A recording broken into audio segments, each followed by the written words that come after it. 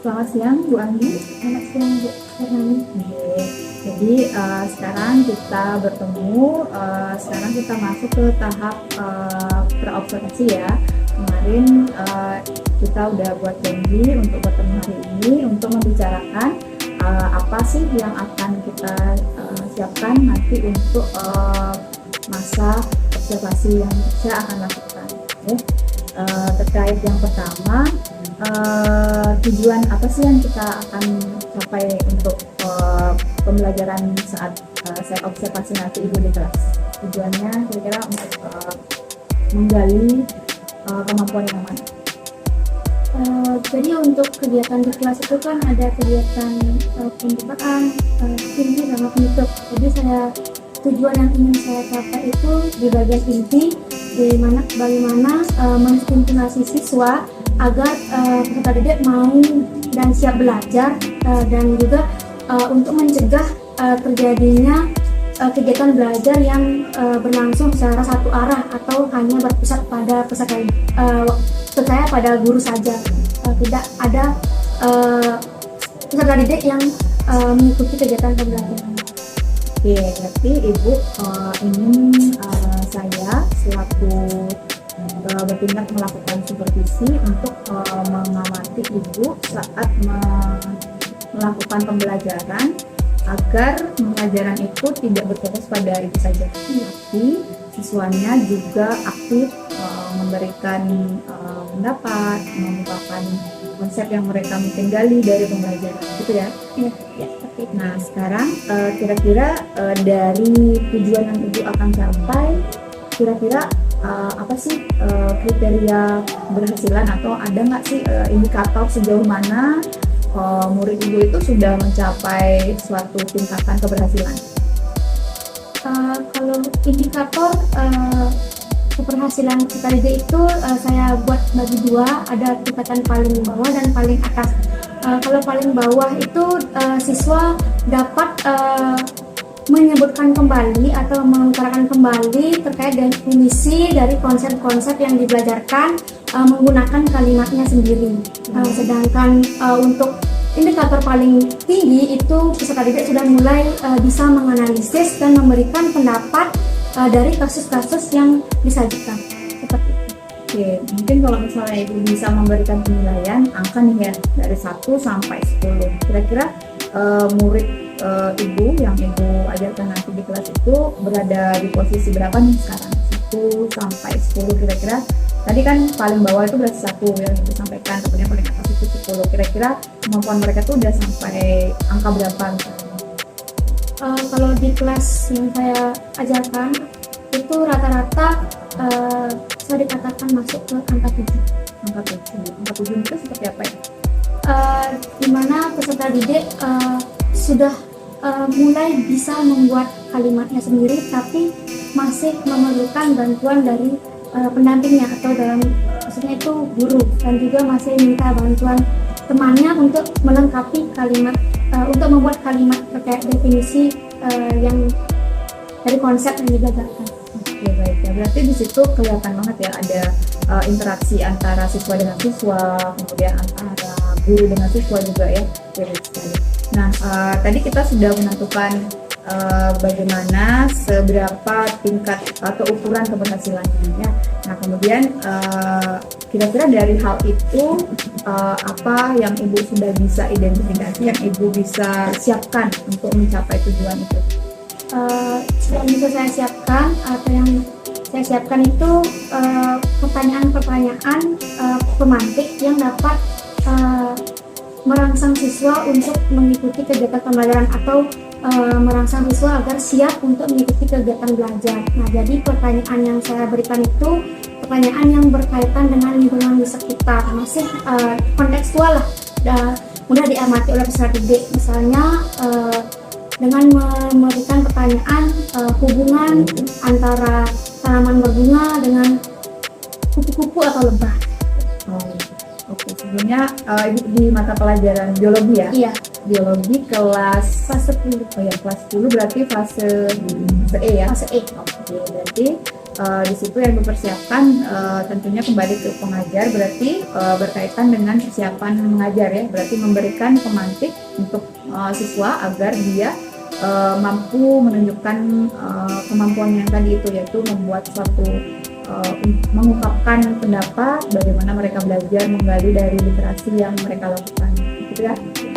Oke, nah dari situ kira-kira apa nih yang di sekolah di SMA PGRI 1 Amlatura ini yang sudah ada yang bisa membantu ibu untuk memberikan atau mencapai tujuan kita saat itu?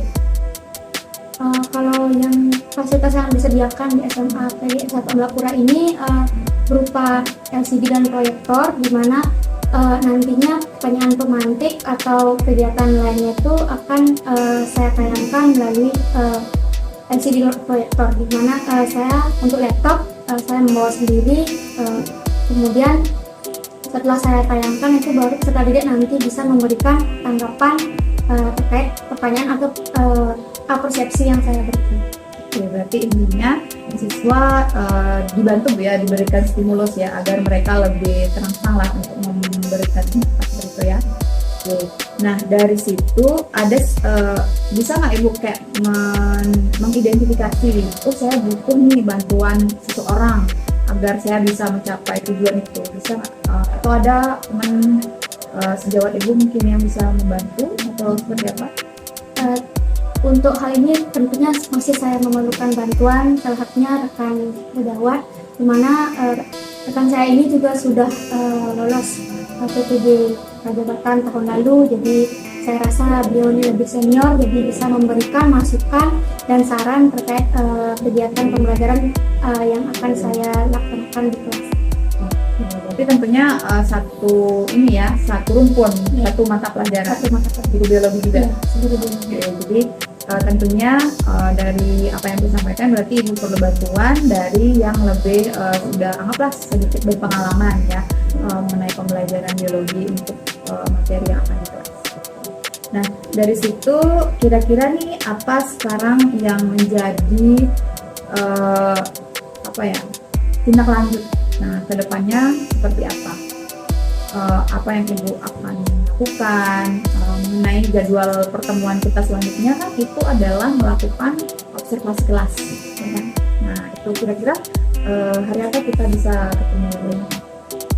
Berdasarkan jadwalnya itu kita bisa bertemu di minggu depan tanggal 22 Februari hari Kamis, mana saya ada jam mengajar di kelas 10A dan di jam sekitar jam 10 sampai jam setengah 12 ya. Oke, 10A hari minggu depan hari Kamis. Oke. Terkait bahan-bahannya apa yang sudah ibu ragam instrumen yang ibu siapkan misalnya yang perlu dipersiapkan. Tentunya di situ ada apa untuk pembelajaran nanti kita perlu siapkan FPP atau modul ajar. Oke, terus kemudian ada instrumen penilaian atau rubrik penilaian, dan kemudian ada saat menyusun RPP atau modul ajar tentunya menentukan model pembelajaran, teknik pembelajaran yang digunakan di sini.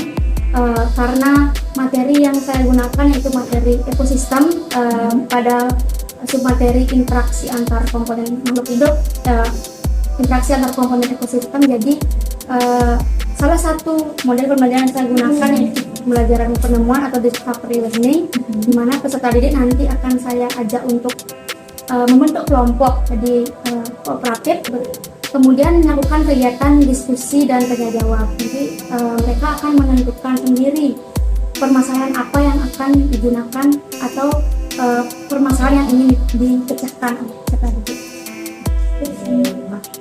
Udah tergambar jelas berarti sekarang ya.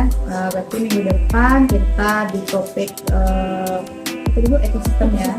Jadi tentang keterkaitan itu di ekosistem itu, kemudian ibu mempersiapkan RPP, kemudian instrumen yang lain, kemudian pertanyaan pemantik, alat-alatnya sudah ada di sekolah. Jadi udah tergambar jelas ya. Saya jadi nggak sabar nih mau minggu depan mau menyaksikan ibu untuk memberikan pembelajaran di kelas 10A ya hari Kamis. Oke. Berarti kita ketemu saat observasi lagi ya, ya. Iya. Jadi sampai ketemu minggu depan untuk pelaksanaan observasi kelas. Oke. Nah, sekian dulu percakapan untuk hari ini. Terima kasih atas waktunya Bu Anggi ya, walaupun sudah siang tetap semangat. Oke, terima kasih. Iya. Oke.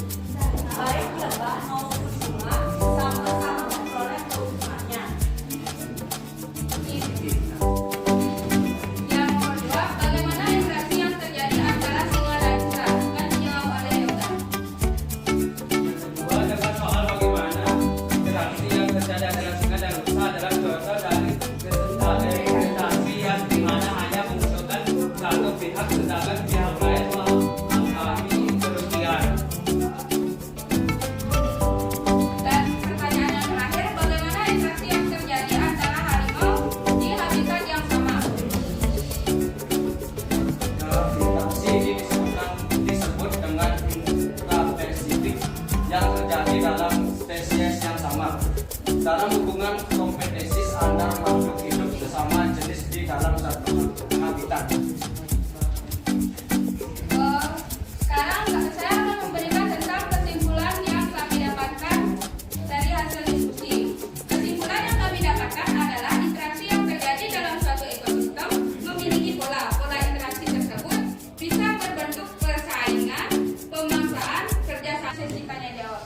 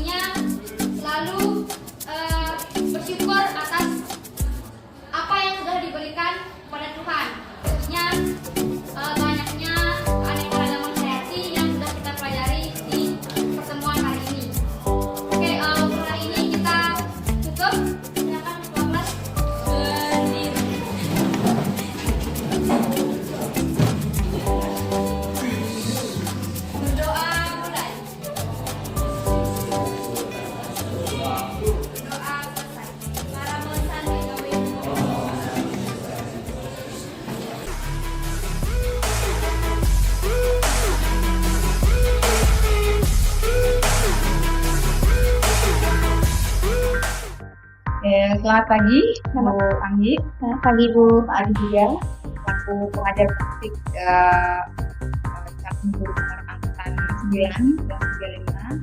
Kemudian Bu Anggi, pengajar biologi ya. Jadi di sini kita akan melakukan percakapan ya, sebagai coach saya, kemudian Pak Adi selaku pengajar saya ya. Jadi beliau akan mengamati ketika melakukan percakapan. Jadi pertama terima kasih dulu karena Bu Adi sudah meluangkan waktunya di sela-sela liburan hari raya ini ya. Kemudian hal yang saya apresiasi karena ini suasana hari raya, Bu dengan meluangkan waktunya. Terima kasih Bu Adi. Kemudian saya akan tanyakan kabarnya dulu nih. Gimana kabarnya Bu Adi? Hari ini baik. Oke, baik ya, biasa. Dari proses yang kita sudah jalani, jadi ini adalah tahapan terakhir ya, tahapan pasca observasi. Jadi setelah kita melakukan pra-observasi kemarin, 2 minggu lalu tepatnya, minggu lalu untuk observasi, dan sekarang minggu ini kita melaksanakan tahap pasca observasi. Nah, saya menyampaikan dulu tujuan dari kegiatan pasca observasi itu apa ya? Menganalisis hasil dari data yang kita dapat saat observasi. Dan data yang sudah saya amati saya akan disampaikan seperti apa. Nah, kemudian bagaimana memberikan umpan balik. Nah, juga merencanakan area pengembangan ke depan dan aksi ibu untuk pengembangan diri. Oke, kita bisa mulai ya. Oke, nah mungkin saya sudah menanyakan kabar ibu tadi. Nah, sekarang kita mulai dengan apa sih yang ibu dapat ketika saya mengobservasi kelas ibu. Jadi apa yang ibu rasakan ketika saya berada di tengah-tengah kelas ibu. Nah, ini kan ya bisa jadi pertama mungkin ya. Iya, pertama kelas ibu di observasi. Bagaimana sih apa yang dirasakan, kemudian apa yang ibu dapatkan hari itu dari ceritakan. Terkait gimana perasaan saya di sana waktu di observasi itu kita cukup tegang, tapi saya berusaha untuk relax ya, karena itu pertama kalinya saya di observasi di kegiatan pembelajaran. Kemudian hal yang saya dapatkan itu guru tidak semata-mata tuh hanya memberikan informasi tepat di depan siswa, tapi guru juga harus berada di samping siswa, membimbing siswa untuk dalam kegiatan pembelajaran sehingga kegiatan siswa itu dapat terarah dan siswa dapat mencapai tujuan pembelajaran yang Oke, berarti karena ini baru pertama ya bukan apa ya, memang baru ya. Iya. Jadi kayak baru habis wisuda kemarin, nah jadi kayak masih hangat-hangat gitu ya. Tapi kemampuan mengajarnya itu masih kayak kurang gitu ya kemarin ya. Nah, jadi masih ada sedikit apa namanya tadi tegang, tapi sudah membiasasi bahwa apa konsep yang didapat di mata kuliah di kampus dulu.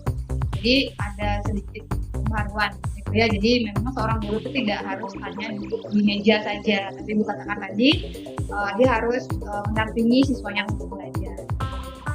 Nah, dari sana kira-kira ada nggak semacam inspirasi? Nah, selain kayak misalnya tadi ibu inspirasinya adalah mendampingi siswa, harus tidak hanya duduk di depan. Kira-kira ada lagi inspirasi yang lain? Inspirasi yang saya dapatkan itu terkait bagaimana menilai siswa. Jadi siswa kan tidak hanya bisa dinilai dari hasil belajar yang melalui tes gitu, tapi bagaimana keaktifannya dia. Kemudian terkait bagaimana caranya mendampingi siswa yang memang benar-benar mungkin sedikit terlambat kecepatan belajarnya dibanding teman-teman. Jadi biar bisa beriringan lah dengan teman yang memiliki kecepatan belajar. Jadi lebih lebih menyesuaikan dengan kelas artinya ya, kan di situ ada situasi kondisi kelas anak yang tidak sama secara kemampuan akademik. Di proses pembelajaran ibu dapat di situ bahwa itu ada perbedaan ya, memang perlu didampingi. Secara tidak langsung ibu sudah melakukan ini pembelajaran berdiferensiasi proses. Jadi ibu mendampingi murid yang memang kurang mampu atau mungkin ada levelnya ya, level 1 mungkin dia tidak perlu didampingi karena udah secara akademik bisa, kemudian level 2 mungkin dia masih perlu didampingi, atau yang ketiga ini yang kurang dan belum mendapatkan. Terus sebenarnya sudah melakukan berdiferensiasi ya. Oke, nah sekarang jadi ibu tahu ya, jadi ada kontennya ibu kan sudah beragam ya, ibu menggunakan LKPD, kemudian ibu menyajikan apa itu di YouTube, kemudian saya simak juga ibu memberikan artikel ya, itu sudah berdiferensiasi di awal konten. Di kontennya sama tapi disajikan dalam yang berbeda dan prosesnya itu sudah ada. Nah kemudian dari situ apa sih kesadaran yang ibu dapat ketika sudah mengetahui informasi itu? Jadi kedepannya akan seperti apa?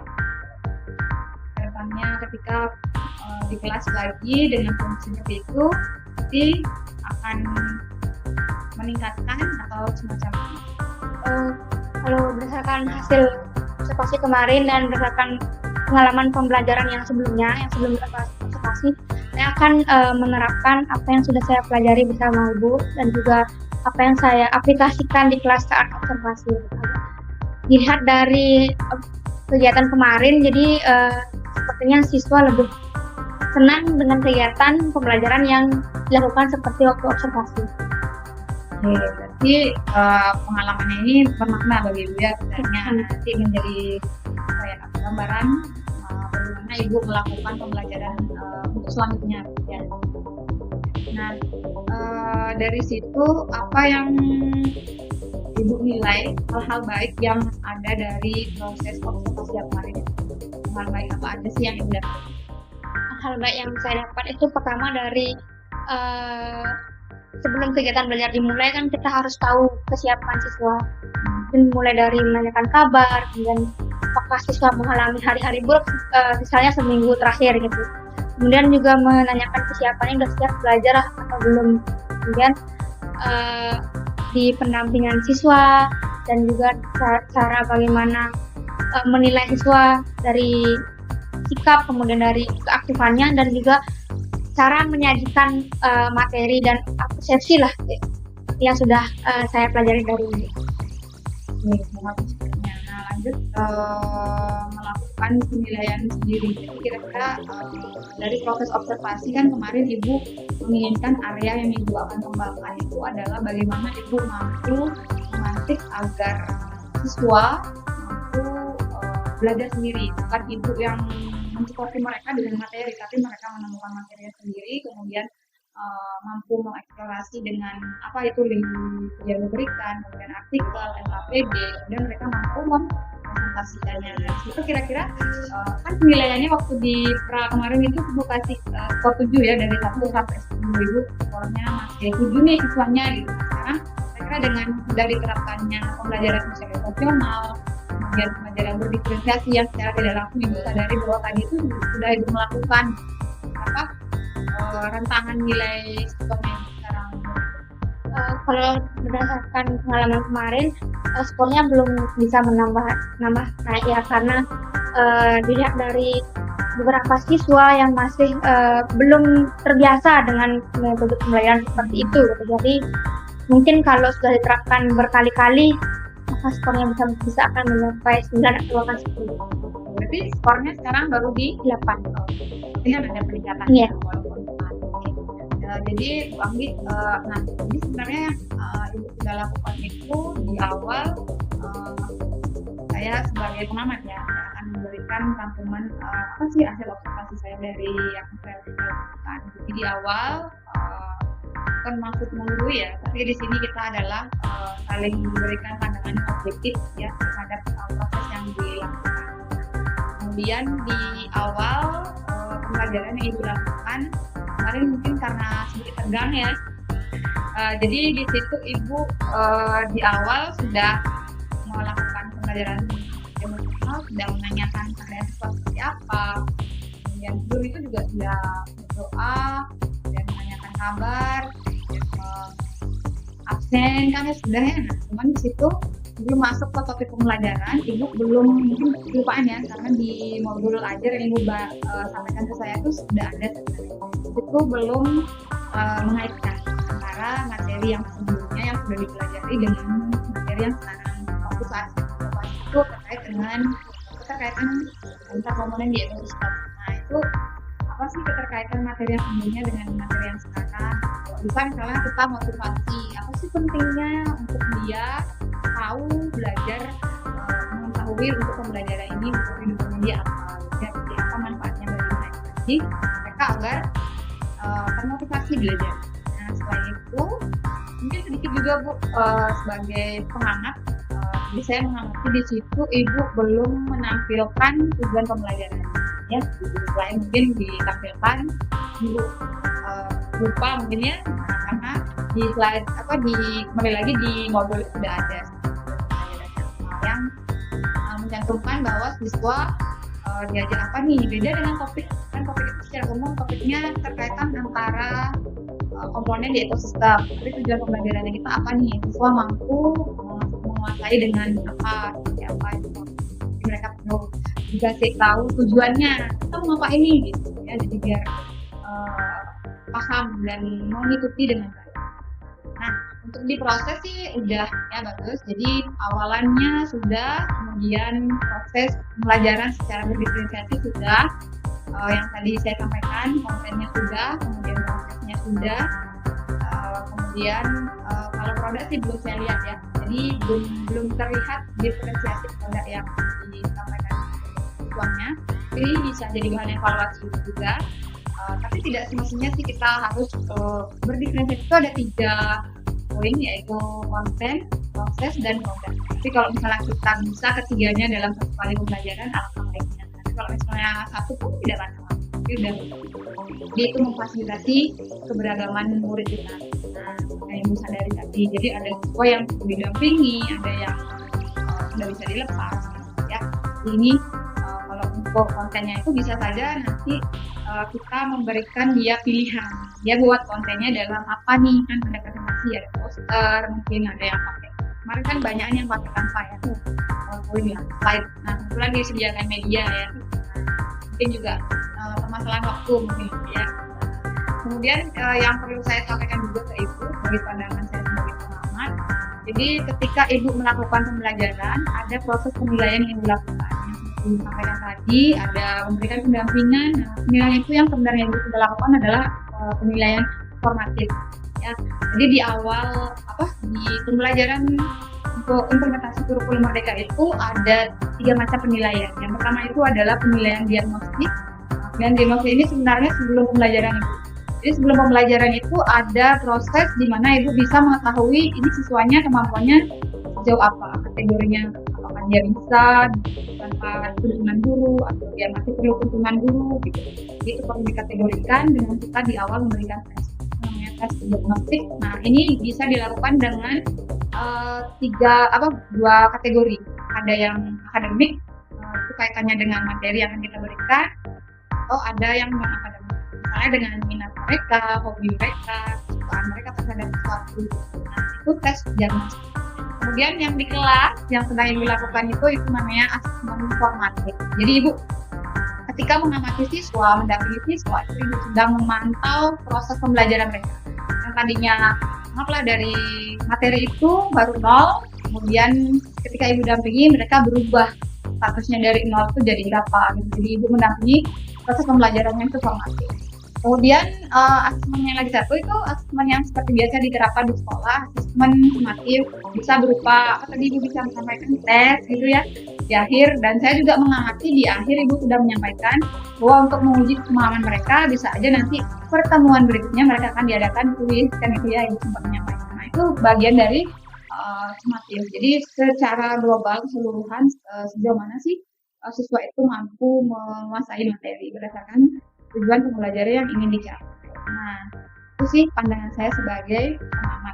gitu ya. Nah, kurang lebihnya mohon dimaafkan, mungkin kesannya saya sendiri tidak menggurui sekali lagi ya untuk pandangan objektif terhadap apa observasi kelas yang saya lakukan. Nah, kemudian saya bisa minta satu kesimpulan yang ibu dapat dari proses pembelajaran nih, dari pra, ibu mempersiapkan, saya bantu ibu menyiapkan modul ajar berdiferensiasi, modul ajar yang terintegrasi juga dengan pembelajaran sosial emosional. Nah, untuk pembelajaran sosial emosionalnya itu sekedar menanyakan kabar, menanyakan siapa yang sakit, absen, kemudian melakukan refleksi ya, itu udah kemarin. Kemudian melakukan apa kemarin juga sudah, itu termasuk PSJ dia ini ice breaking. Nah, itu juga setelah mereka berjibaku dengan konten materi yang kita tuntut mereka untuk membuat presentasi, jadi mereka di-refresh dengan memberikan ice breaking. Jadi itu juga membina sosial emosional mereka, jadi agar mereka nyaman lah belajar. Jadi itu juga termasuk.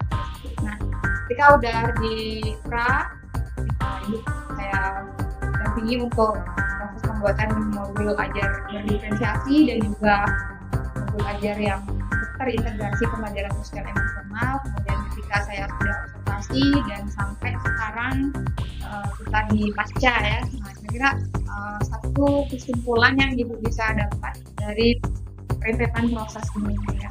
Kesimpulan yang saya dapatkan itu ketika seorang guru itu kan sebelum kegiatan pembelajaran harus menyiapkan pembelajaran ya. Jadi apabila guru siap dan juga guru senang, maka siswa juga ikut senang, karena guru yang senang akan memberikan efek positif pada peserta didik, sehingga peserta didik itu semangat untuk kegiatan belajarnya, apalagi kalau gurunya memang benar-benar sudah siap. Nah, seperti saat ibu memberikan, ibaratnya kayak memberikan bimbingan lah kepada saya, dari pembuatan perangkat ajar sampai saat observasi itu, saya benar-benar belajar bahwa guru itu benar-benar harus menyiapkan sebelum kegiatan belajar. Agar saat kegiatan belajar, siswa juga oh berarti gurunya udah siap nih untuk ngajar, jadi saya juga harus siap. Oke, menarik sekali ya. Berarti di situ ada semacam kutipan yang bisa saya ambil ya. Ini juga menarik bagi saya. Jadi saya jika gurunya senang, maka muridnya juga nanti akan jadi senang. Ya, senang gurunya itu adalah dari segi persiapannya, dia percaya diri di depan siswanya dan menimbulkan aura yang senang ya. Oke. Dan untuk terakhir nih di pasca, apa yang akan ibu lakukan secara berbeda ketika nanti ibu mengajar topik yang sama nih? Pasti kan ada kelas 10 baru lagi di tahun ajaran baru, kemudian pasti mengajarkan topik ini lagi kan ya, kaitan antar komponen di ekosistem. Apa sih yang akan ibu lakukan secara berbeda di kelas itu nantinya gitu? Yang pertama yang saya lakukan yaitu memperbaiki hal yang belum atau yang masih kurang saat observasi minggu kemarin ya. Kemudian seperti menyampaikan tujuan, kemudian menyampaikan persepsi sebelum kegiatan dimulai. Nah, dan yang paling saya ingin lakukan lagi yaitu mengembangkan seperti ini ada yang produk ya, mungkin bisa nanti untuk siswa selanjutnya kita akan membuat produk ya, agar sesuai dengan pembelajaran berdiferensiasi. Di jenis produknya berdiferensiasi yang mungkin disediakan bahan atau mungkin mereka saja yang disuruh membawa misalnya kertas manila dari rumah atau yang mau membuat dari kanvas silakan. Jadi mereka preparation juga dari rumah, jadi gurunya prepare. Oke, terima kasih Mbak Anggi.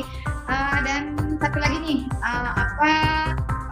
seperti yang kita sudah lakukan bersama nih ya, seperti yang kita sudah pahami di awal, bahwa proses ini adalah serangkaian berbagi praktik baik ya dari kami, dari guru penggerak, bahwa di dalam modul guru penggerak itu ada satu topik pembelajaran yaitu tentang coaching sebagai kompetisi akademik. Jadi kompetisi akademik itu dilakukan dalam 3 tahapan, ada pra, observasi, dan sekarang masuk observasi. koci. Jadi itu dilakukan secara coaching. Coaching itu mengoptimalkan ibu baru coachingnya supaya potensi itu sudah ada di ibu, dengan membangkitkan itu, menggali itu, mengarahkan itu sudah dioptimalkan. Nah, kemudian saat proses itu berlangsung seperti si akademik, tapi menggunakan pola coaching, kira-kira bagaimana perasaan ibu ketika proses itu terjadi, kemudian observasi, kemudian pasca, gimana sih perasaan ibu ketika coaching? Perasaan saya sangat senang dan bangga karena diberikan kesempatan untuk belajar, dimana seorang guru meskipun guru katanya nggak perlu belajar, tapi sebenarnya guru juga perlu belajar. Jadi saya dapat pembelajaran gimana cara mempersiapkan perangkat ajar, kemudian cara pembelajaran di kelas gitu. Jadi tidak monoton dengan metode yang sama, padahal secara didik kan memiliki karakteristik yang berbeda-beda. Kemudian banyak hal-hal yang tidak saya dapat waktu kuliah. Kan waktu kuliah mungkin hanya teori gitu, tapi di sini selain dapatkan teori juga langsung dapatkan praktiknya gitu. Jadi lebih cepat dipahami, lebih mudah diingat, dan semoga nanti bisa saya terapkan di pertemuan selanjutnya. Oke, terima kasih Bu Ami. Jadi ada 2 poin menarik nih yang saya juga dapat pelajari dari Bu Ami. Tadi yang pertama adalah guru itu harus bahagia dulu ya ketika masuk kelas, sehingga guru itu bisa menularkan vibes-nya yang bahagia itu, sehingga mereka semangat untuk belajar. Dan yang terakhir tadi Bu Ami, hal yang dapat saya pelajari juga dari Bu Ami itu adalah guru juga perlu belajar. Ya, tidak mungkin guru itu berhenti belajar, kemudian untuk mempersiapkan dan memberikan yang terbaik bagi siswa. Oke, Bu Anggi, bukan berarti ini percakapan terakhir kita ya. Jadi nanti kalau misalnya Bu Anggi ada masalah di pembelajaran, kemudian mungkin ada kendala-kendala, dengan senang hati saya akan tetap menjadi rekan untuk memberikan proses coaching lagi kepada Bu Anggi. Nah, untuk proses ini, untuk hari ini, untuk pasca observasi cukup sampai di sini. Tapi seperti yang saya sampaikan tadi, harapan kita tidak berhenti sampai di sini. Terima kasih atas waktunya Bu Anggi ya, kerjasamanya dari 3 proses itu dan membantu saya dalam melaksanakan kegiatan di berbagi praktik baik ini untuk aplikasi pembelajaran berdiferensiasi dan juga sosial emosional. Oke, terima kasih Bu Anggi. Oke Pak Adi, kegiatan kita sudah selesai hari ini. Terima kasih. Selamat pagi. Selamat pagi Bu.